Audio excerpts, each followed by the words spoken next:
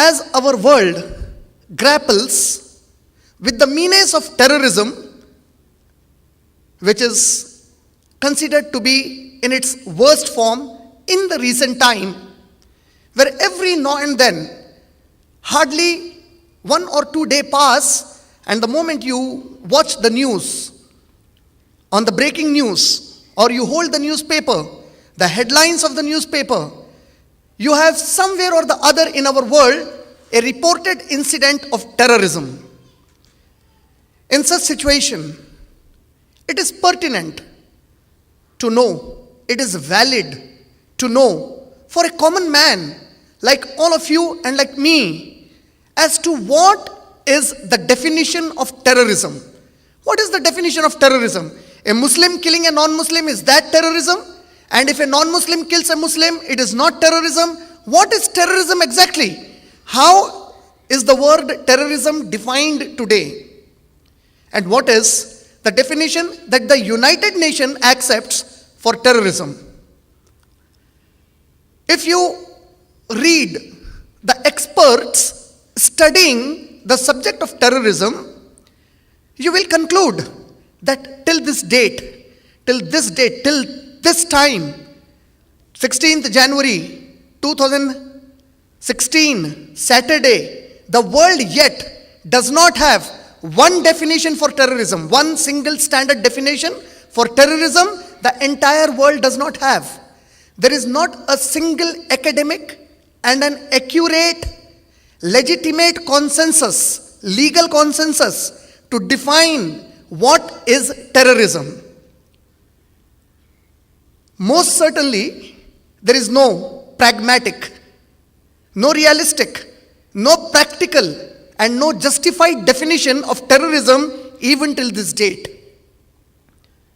If you study the etymology of terrorism, meaning if you want to know from where did this word terrorism come, what is the origin of the word terrorism, so you will find that this word terrorism can be traced back to the French language. And in French language, this word was very commonly used between 1793 and 1794 by the French government, and it was known as terrorisme. Terrorisme, and their system was called la terreur, meaning the reign of terror. What does it mean? So terrorisme is, again, if you study the origin of the word, it is taken from a Latin word, terror and terrori. In Latin language, terror means fear, dread, and terrori means to frighten somebody. Historically, this concept of getting frightened and calling it as terror is traced back to a condition that occurred in Rome 105 BC, 105 years before Jesus Christ, may peace be upon him. The Romans, they apprehended, they were fearing an attack when the Cimbri warriors were approaching them. And in Rome, a condition was declared. Like in India, once there was a condition declared by our former Prime Minister Indira Gandhi as emergency in India. So when the Romans in 105 BC, apprehending an attack by the warriors of Cimbri, they declared a condition known as terror Cimbricus, meaning the people of Cimbri are creating a panic and terror for the people of Rome. And if you understand the history of this word, terrorism, you will be surprised to know that terrorism was referred to the actions of the French government against its own people. Meaning, terrorism was an official action. It was not to go against the government, but it was the force used by the French government in 1793 and 1794, when the French government terrorized its own population, when they threatened their own population, that was called as terrorism, meaning it had an official definition. And in the history, we come to understand, first time this word terrorism was used by a private person, not by the government agency or a government, but by a private person.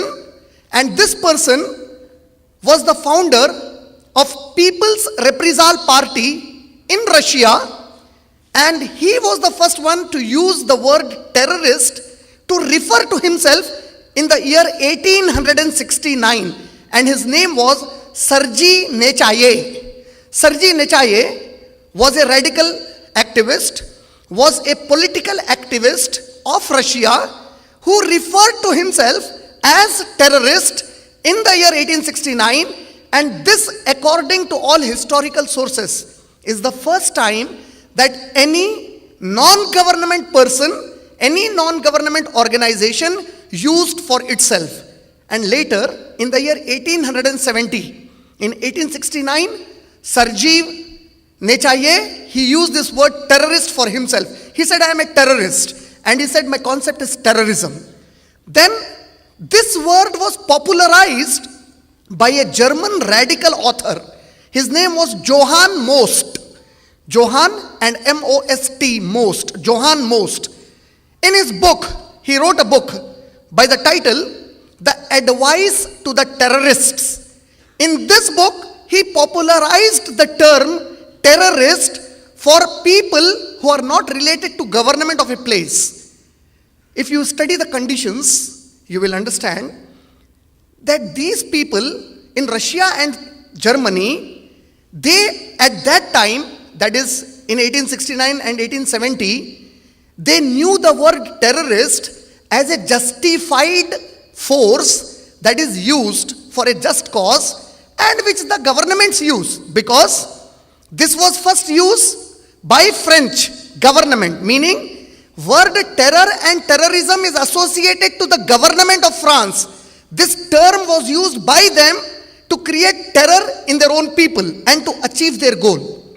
Based on this, in those situations, the person, Sergei Nechayev and Johann Most, they use this word for the private people, for non-government organization, for non-government political organization, to convince the people around them that what they are doing by using the force against the government of their time is not to harm the citizens, but it is to benefit the citizens, because terrorism till then was considered a word with which some positive result is achieved.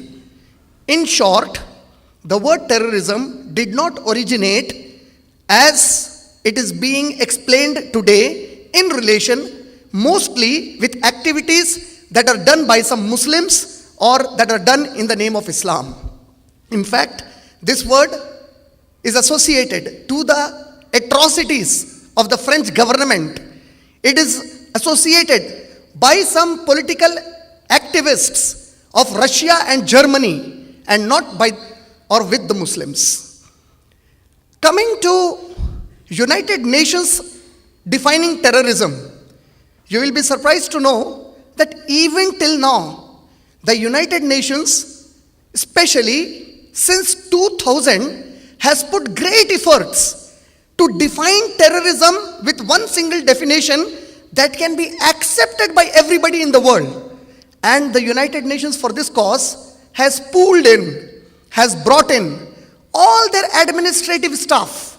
They have tried to involve all those organizations to whom the United Nations funds for certain activities. And even after all this, the United Nations readily says that till this date, they do not have a fixed definition for terrorism. Meaning, for terrorism, there is still no fixed definition. According to a professor of law, an emeritus professor of law from DePaul University of Chicago, whose name is generally written on the websites and internet as M.C. Basauni. So now when you hear this name, you hardly get a recognition that this person is a Muslim. M.C. Besauni. He was of Egyptian origin. He is still alive. And his actual name is Muhammad Sharif Besauni.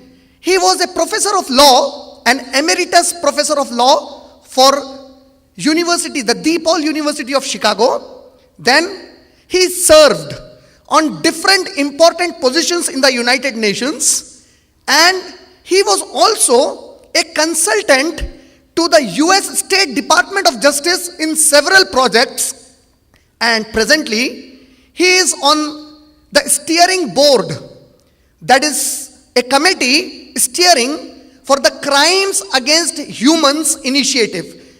The Crimes Against Human initiative is a task undertaken by the US and the UN, and he is on the steering body of it. Now this great person, all the greatness that I have said, we have not given him those honors. It is your government that gives him those honors. He worked as professor of law for DePaul University, Chicago. He held important positions in the United Nations. Mahmoud Sharif Besauni, he is presently on the steering board for activities against crime against the humans. And he was also a consultant for the US State Department of Justice, meaning for the American government's Justice Department. Mahmoud Sharif was an important consultant in several projects. Mahmoud Sharif, on terrorism, he says, Mahmoud Sharif says, to define terrorism as both an inclusive and unambiguously, he is explaining, to define terrorism, give the definition of terrorism, including everybody on the face of the earth. Once you give the definition, nobody should stand up and say, this is not a fair definition. For example, if today you have to know what is heart, the definition of heart, everybody knows, is very clear to everybody. Nobody objects. If today somebody says, what are eyes? And the definition for the eyes is very clear. Similarly, for terrorism, there is no such definition where everybody will agree to it. And that is what Mahmoud Sharif Besauni, he says, to define terrorism with both or as both an inclusive and unambiguous, meaning without any doubt, is very difficult, if not impossible. He says it is very difficult to define terrorism with only one definition.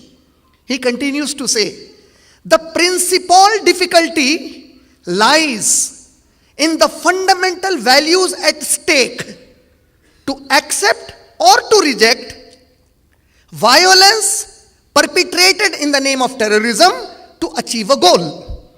To explain that to all of you, he is trying to say, if I say this is terrorism, when some A, B, C, they commit a bomb blast and they kill a few people in a region, if I say this is terrorism, on the other side, a similar action is committed by W, X and Y, and the international support is given to W, X and Y for bomb blasting, whereas the same action of A, B and C was criticized.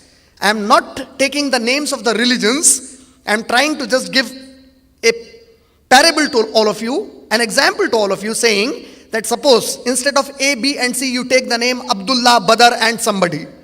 If they bomb blast, it is defined as terrorism. Suppose John Milton or somebody does the same thing, the world would not agree to it as terrorism, but would try to justify that. So what Mahmoud Sharif is saying is, the biggest difficulty to fix one definition for terrorism is, the fundamental values are at stake. What are the fundamental values of human beings? They have to be honest. They have to be just. If you say this is terrorism, even this should be terrorism. But that is at stake. To accept or to reject. You are accepting one thing as which is not terrorism. The other you are rejecting it to be honest, or you are accepting one thing to be terrorism, the other thing you are rejecting to be as terrorism. So he says this is the biggest problem. Then he continues to say, the obvious range of views on these issues The obvious range of views on these issues of terrorism as internationally accepted as a specific definition of what you may loosely call as terrorism. He says, internationally, there is no one definition to it. But what is being seen for the past few years is, if somebody decides that this is terrorism and everybody gives a voice to it, then everybody has to agree, okay, this is terrorism, without analyzing whether that is truly terrorism or not truly terrorism. After all these statements, now he says, therefore, that is why I say to give one definition to terrorism internationally is very much impossible almost and futile. He says it's almost impossible in our times to define terrorism in such a manner that Muslims, Christians, Jews, Palestinians, Israelis, the Iraqis, Afghanis, Americans, Indians, Pakistanis, Chinese, all of them together, you can never define terrorism in a manner that they all agree to it. Except what is generally propagated internationally based on certain values and range of views. In short, to put an end to this, as I said, you and me as common personalities. You know, when I say common, I am being a little sarcastic when I say common to you and me. You know why are we common? Politically, if you sit with the people in power in any country of the world, you and me are common people. When they use the word common people for you and me, we feel very happy. Oh no, they are calling us common people. They are giving us honor. For them, they are trying to say, you fools. They are calling us foolish people. When they say common to you, it is not because you are very innocent. It is because you people like you and me are fools for them. You know why are we fools? Today, in the evening, they said that this activity is terrorism. The next morning, the same people will tell you this is not terrorism. So from evening till the next morning, all of us agree this is terrorism. The next morning they said it is not terrorism. All of us will agree it is not terrorism. So we are not common people. We are foolish people.